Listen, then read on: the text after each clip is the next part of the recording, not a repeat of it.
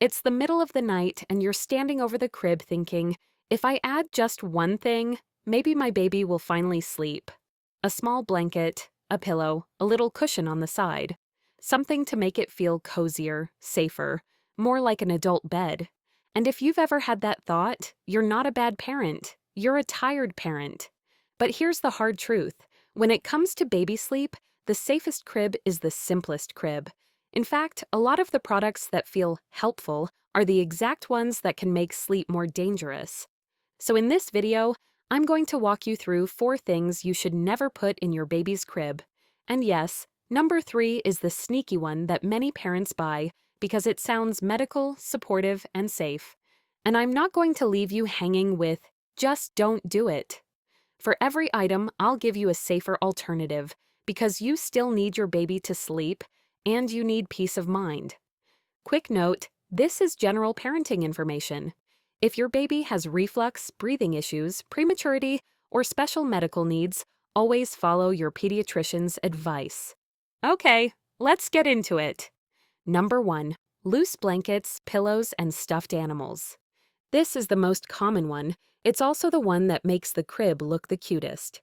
A fluffy blanket tucked around your baby. A tiny pillow just for comfort. A stuffed bunny because your baby looks lonely in an empty crib. A soft quilt from grandma. But in a crib, loose items can move around baby's face.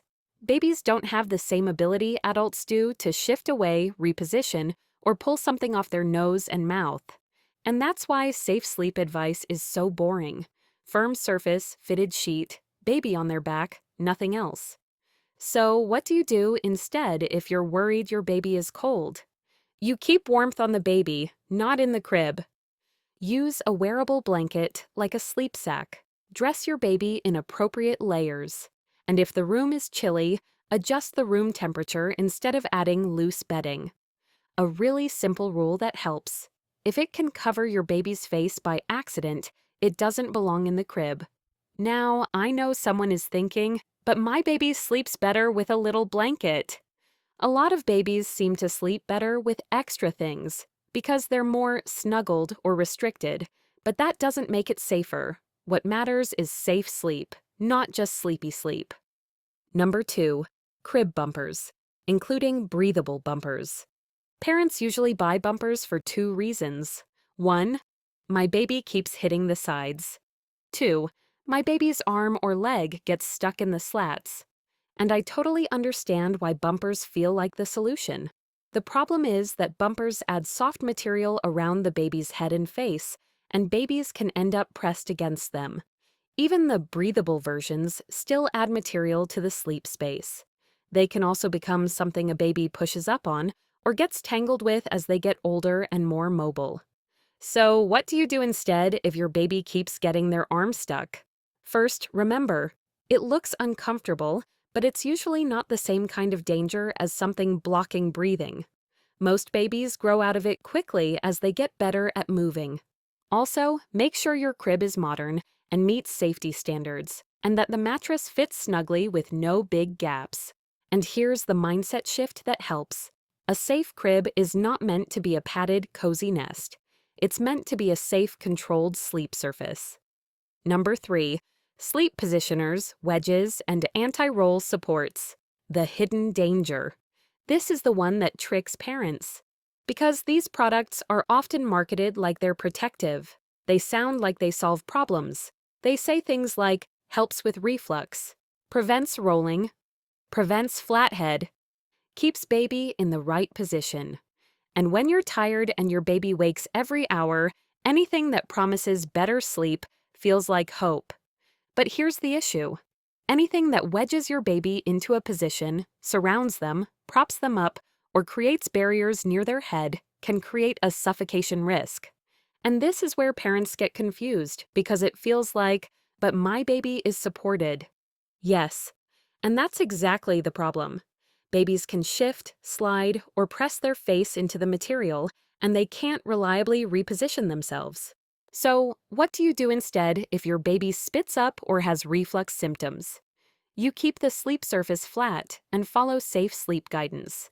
And then you address reflux with feeding strategies and medical guidance, not a sleep product. That might look like feeding smaller amounts more often, holding upright after feeds, burping well, checking bottle flow, or discussing it with your pediatrician if symptoms are intense. If your baby truly needs special positioning for a medical reason, that plan should come from a doctor, not from a consumer wedge product.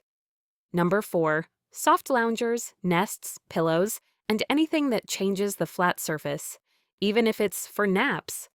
This includes any product that creates a dip, incline, or soft bucket shape.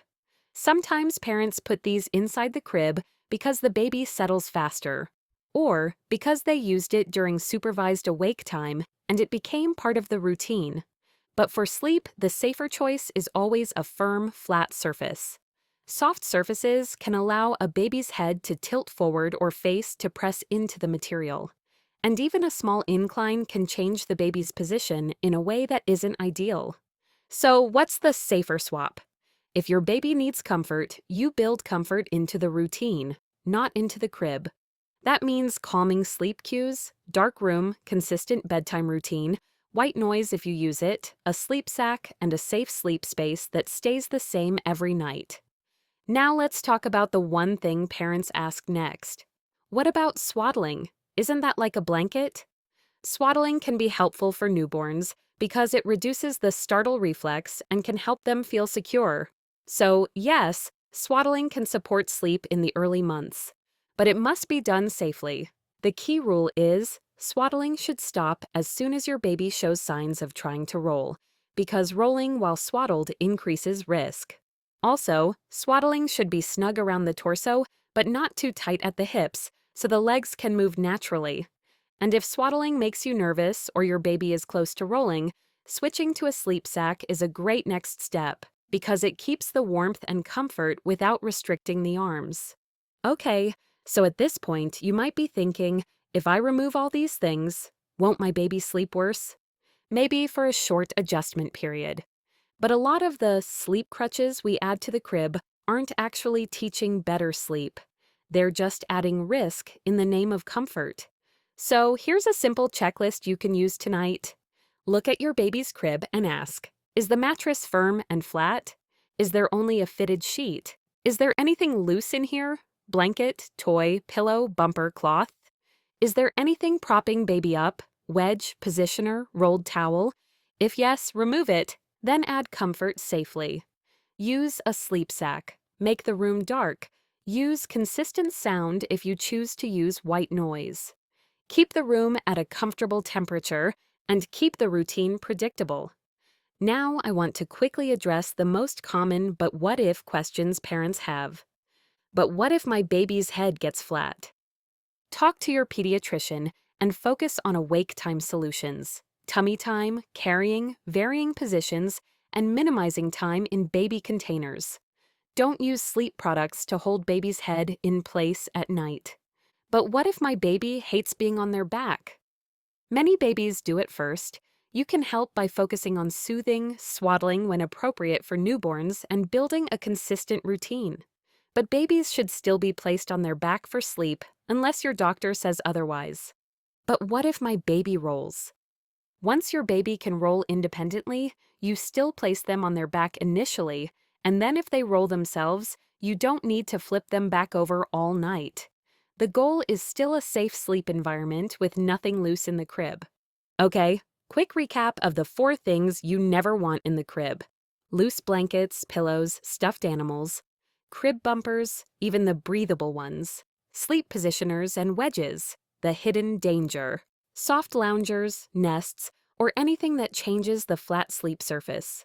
And the safest replacement is always the same, firm, flat mattress. Fitted sheet, baby on their back, nothing else.